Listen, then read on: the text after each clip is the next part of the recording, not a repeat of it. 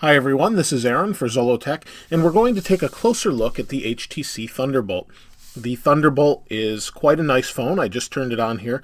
Let's first talk about the outside. I did a follow-up before. I want to do another follow-up just to give you a couple different thoughts. It doesn't feel too big or heavy after you use it for a while, and while it is large, let me go ahead and show you compared to an iPhone 4.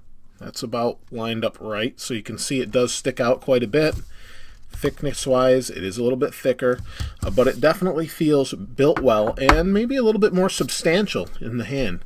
The phone itself, like I said, built well, does not squeak. That's one thing I hate about these phones with the removable backs, is the backs actually squeak, they creak, and that sort of thing. This one seems to be built well enough that it does not creak. This stand has held up pretty well. It does have a little bit of play in it, but it's nothing that I would worry about. It's very well made, seems to hold up pretty well. The overall build basically is what you see is what you get, and it seems to hold up well. Now obviously I haven't used it for any extended period of time to give you a real world use on it, but that's what it is. So it is 1:48 in the morning, a frigid 25 degrees. Yes, I record these really early in the morning, but I just thought I'd show you what we have. This is your standard Android Froyo with HTC Sense on it. Got some updates, a voicemail, which I don't know why since it's not my phone, but whatever. New mentions on Twitter, so that's nice. Let's go ahead and open that up. Now I am on 3G. Unfortunately, where I live, I don't have 4G. I actually have to drive to the next city over to do that, and I will be doing that fairly soon actually, but I wanted to show you the phone anyway, give you a little closer up look at it and maybe a better overview of the phone itself. So the phone, like I said, is really nice. It has a very nice look to it. It feels hefty, good in the hand.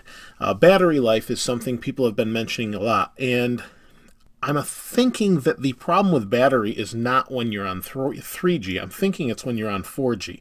Someone made a comment for that, and I appreciate that because I wasn't actually thinking about it since I don't have 4G near me, like I said. The 3G battery life seems to be the same as any other Android phone I've used. It'll get you through a full day for the most part. And one thing that's interesting to note on this is, even though this is similar to the HD2 or the HD7 Windows Phone 7 phone, the battery in it is a larger milliamp hour size. The one in the HD7 is fairly small. I think it's 1150 or 1200 if I remember correctly. Correct me if I'm wrong or put that in the comments below. I'd appreciate that. This is a 1500 milliamp hour battery, which gives much better battery life. So I don't know that it's going to be bad for you unless you're in a 4G area. I'll have to see that once I get into that area, but I thought I'd bring that up.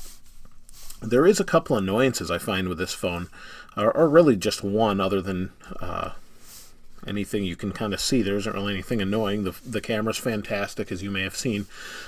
The one thing I do find annoying is when I turn it on or put it to sleep, I've actually turned this on a few times, and while holding this down, I actually bump this volume rocker, and I go into the mode, whereas if you were going to reset your phone with kind of the boot ROM screen, I don't know the exact name for that screen, but it's basically the screen you would use if you wanted to root your phone, or you can do a couple other things in that screen. It will boot to it, and now you have to get out of it, and it may be confusing to some users. That's just trying to hold it like this. This volume button seems very sensitive. I don't know if it's just this particular handset, but it definitely feels more sensitive than the others I've used. And maybe that's just how I'm holding it, but it just seems to happen even on this side too. It must be where my hands rest, but that does happen. Other than that, there isn't a whole lot negative I can say about this phone. I'm going to do a full review after I check it out in a 4G area. I don't want to give you a real review until I do that, because speeds should be pretty good at that point. Now the phone itself, though, I think is pretty good. Although I'm not a user of Android myself as far as a regular user. A lot of people ask me that. I actually use iOS. I find myself going back to that because I listen to a lot of music and I like the experience with iTunes. You may or may not agree with that, but for me it seems to work, and I like Windows Phone 7 for the same reason with the Zune Pass and the Zune Player. There are some great music players, and maybe I'm mistaken, so I'd like to hear from you. I know I don't reach out to you guys enough in the audience, or the viewers or whatever, subscribers, I appreciate. I'd like to hear what you think as far as maybe I'm missing out here, because on the Zoom tablet, there's actually a really nice music player. On the Thunderbolt, or Android in general, I don't care for the built-in music player. It just isn't the same as... Let's go into music. It's just not the same as something, and I don't have any on here, but I don't even try because I'm not a big fan of it, on Android. Maybe there's an application you know of because you're an avid Android user. Please let me know, because if you could change my mind with that. This is great for podcasts, and I listen to a lot of podcasts. So with Google's Listen, that's a fantastic app. And with that, I'm just wondering maybe if there's a better music application. I don't mean a Rhapsody or Mog or one of those things. I mean an actual application that makes it like an iTunes experience, or its own unique, better experience as far as that goes, or the iPod experience. So if you have anything, let me know in the comments below, please. Other than that, please, with this video, just let me know if there's something you want to know that you can't find anywhere else with the Thunderbolt.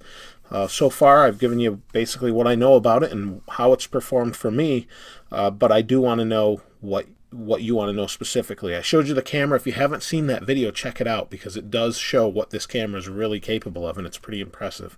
Anyway, at this point, I'm just about rambling, so if you haven't commented, please let me know what you think. If you haven't subscribed, hit subscribe, thumbs up, like. I appreciate it. This is Aaron. I'll see you next time.